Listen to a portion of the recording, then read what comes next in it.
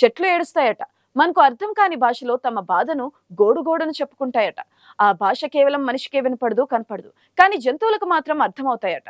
ఈ విషయాన్ని కొత్తగా కనిపెట్టి చెబుతుంది ఇజ్రాయెల్ శాస్త్రవేత్తల బృందం. నిజానికి ఈ విషయం మనకు ఎంతో ముందు తెలుసు. మన పురాణాల్లో ఆ విషయంపై ప్రస్తావనలున్నాయి. కర్ణశ్రీగా ప్రసిద్ధులైన జంధ్యాల పాపయ్య శాస్త్రి రచించిన ఖండకావ్యంలో ఒక కవితా ఖండం పుష్ప విలాపం. ఈ కవి ఇందులో చెట్టు బాధపడే విధానం గురించి చక్కగా చెబుతారు.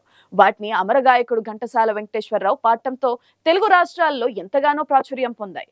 ఒక భక్తుడు పూజ కోసం పూలు కోయాలని పూలతోటకు వెళ్ళినప్పుడు అతనికి ఆ పూల ఆవేదన మనసులో మెదిలింది. హాయిగా చెట్టుపైనున్న పూలను కర్కశంగా కోసి సూదులతో గుచ్చి తాళ్లతో బ్రిగించి మానవులు తమ భోగ వస్తువులుగా వాడుకోవడం క్రౌర్యమని ఆ పూలు రోధిస్తున్నట్లుగా కవి వర్ణించారు. కానీ కాకతాళీయంగా అది నిజమేనని ఇప్పుడు ఇజ్రాయెల్ శాస్త్రవేత్తలు ధృవీకరించారు. అవును, మొక్కలు ఏడుస్తాయి, వెక్కి వెక్కి ఏడుస్తాయి. ఎందుకంటే అవి కూడా జీవమున్న ప్రాణాలే కదా. మరి ప్రాణులకు ఫీలింగ్స్ ఉంటాయి. ఓ సునకానికి ఇంత తిండి పెట్టినప్పుడు ఆనందం వ్యక్తం చేస్తూ తోక ఊపుతాయి. వాటిని కొట్టినప్పుడు ఆక్రోశంతో అరుస్తూ ఎదురు తిరుగుతాయి. ప్రతి ప్రాణికి తమ వంటూ ఫీలింగ్స్ ఉంటాయి. అవి మనతో కమ్యూనికేట్ కూడా చేస్తాయి. కాకపోతే వాటి భాష మనకు అర్థం కాదు. అవి మనలా గట్టిగా నవ్వలేవు, గుక్క పెట్టి ఏడవలేవు. కానీ పరిశీలించి చూస్తే వాటి భాష వాటికి సన్నిహితంగా ఉండే ఇతర జంతువులకు అర్థమవుతుంది. అవి వాటి బాధను అర్థం చేసుకుంటాయి. ప్రపంచంలో సంగతులన్నీ నాకే తెలుసు అనే మనిషికి మాత్రమే ఏమీ అర్థం కాదు. నరికివేతకు పీకివేతకు గురైనప్పుడు మొక్కలు చెట్లు ఏడుస్తున్న ధ్వనులను ఇజ్రాయెల్ శాస్త్రవేత్తలు రికార్డ్ చేశారు.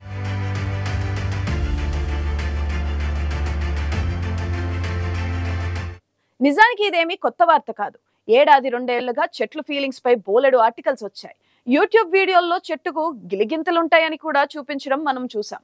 అయితే ప్రకృతిలో జంతువుల కన్నా జ్ఞానం ప్రతి ప్రాణితో మరో ప్రాణికి ఉండే అనుబంధం మనిషికి ఈ రోజుకు అర్థం కావడం లేదు. మనం ఇన్నాళ్ళు అసలు వృక్షజాతిని జీవమున్న ప్రాణిగానే గుర్తించలేదు. చాలా కాలం తరువాతే మనిషికి ఉన్నట్లే మొక్కలు చెట్టుల్లోనూ సజీవ కణాలు ఉంటాయని కనిపెట్టబడింది. అన్ని జీవుల్లాగే అవి ప్రత్యుత్పత్తి ద్వారానే తమ జాతిని వృద్ధి చేసుకుంటున్నాయి. వాటికి పోషణ వ్యవస్థ ఉంటుంది. లేనిదల్లా ఒక్క కదలికలు మాత్రమే. వాటి నడుమ మనకు తెలియని, అర్థం కాని ఆ కమ్యూనికేషన్ ఉంటుందని శాస్త్రవేత్తలు చెబుతున్నారు. అవతార్ సినిమాను రూపొందించిన దర్శకుడు జేమ్స్ కెమెరాన్ తన చిత్రంలో చెట్ల మధ్య ఈ కమ్యూనికేషన్ ను చక్కగా చూపించారు. అది ఆయన ఊహే కావచ్చు, అది నిజమేనని రేపటి కాలంలో తెలియనుంది.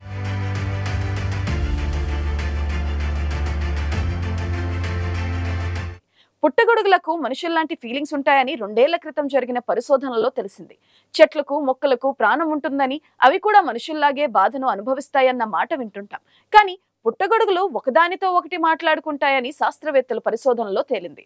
మీకు తెలుసా? ఇంగ్లాండ్ యూనివర్సిటీ శాస్త్రవేత్తలు చేసిన పరిశోధనలో పుట్టగొడుగులు కూడా మనుషుల్లాగే మాట్లాడతాయని తేలింది. ఇంగ్లాండ్ విశ్వవిద్యాలయానికి చెందిన ప్రొఫెసర్ ఆండ్రూ అడ్మర్చి ఈ పరిశోధనలో 4 జాతుల పుట్టగొడుగుల కార్యకలాపాలను అధ్యయనం చేశారు. ఈ 4 జాతుల్లో ఎనోకి, స్ప్లిట్ గిల్, గొంగళి పురుగు, శిలీంధ్రాలు ఉన్నాయి. ఎలక్ట్రిక్ యాక్టివిటీ ప్యాటర్న్ ని విశ్లేషించడం ద్వారా పరిశోధన చేశారు. వాటికి మెదడు, స్పృహ రెండూ ఉన్నాయని తెలిపారు. ఆండ్రూ తెలిపిన వివరాల ప్రకారం పుట్టగొడుగులు యొక్క విద్యుత్ ప్రేరణలు మానవ భాషని పోలి ఉంటాయి. వాటికి 50 పదాల నిఘంటువు ఉందని తేలింది. కానీ అవి వాటిలో 15 నుండి 20 పదాలను మాత్రమే ఉపయోగిస్తాయట. వినడానికి వింతగా ఉన్న పరిశోధనల తర్వాత విడుదల చేసిన నివేదిక ఈ విషయాలను బట్టబయలు చేసింది. పుట్టగొడుగులు మారనున్న వాతావరణం, తుఫాన్ల వల్ల రాబోయే ప్రమాదాలకు సంబంధించిన సమాచారాన్ని ఇతర పుట్టగొడుగులతో షేర్ చేసుకుంటాయట. తమ బాధను ఒకదానికొకటి తెలియజేస్తాయని కూడా అధ్యయనంలో వెల్లడైంది. ప్రొఫెసర్ ఆండ్రూ అడ్మర్చి రాయల్ సొసైటీ ఓపెన్ సైన్స్ లో ప్రచురించిన పరిశోధనలో పుట్టగొడుగుల స్పందనకు మానవుల భాషకు మధ్య సంబంధం ఉందో లేదో తెలియదు, కానీ అవి ఒకదానితో ఒకటి సంకర్షణ చెందుతాయని తెలిపారు. అదే సమయంలో మరికొందరు శాస్త్రవేత్తలు దీన్ని పూర్తిగా అంగీకరించలేదు. విద్యుత్ ప్రేరణలకు ఒక భాషగా పరిగణించడం చాలా తొందరపాటు చర్య అని, దీనిపై మరింత పరిశోధన అవసరమని వారు చెబుతున్నారు. అయితే ఈ విషయంలో ఇప్పటికే ప్రపంచవ్యాప్తంగా పరిశోధనలు జరుగుతున్నాయి. చెట్లు మనలాగే ఆలోచిస్తాయా, వాటికి మెదడు ఎక్కడుంది అని ప్రశ్నించే వారికి ఇప్పటికిప్పుడే సమాధానం చెప్పడం సాధ్యం కాదు.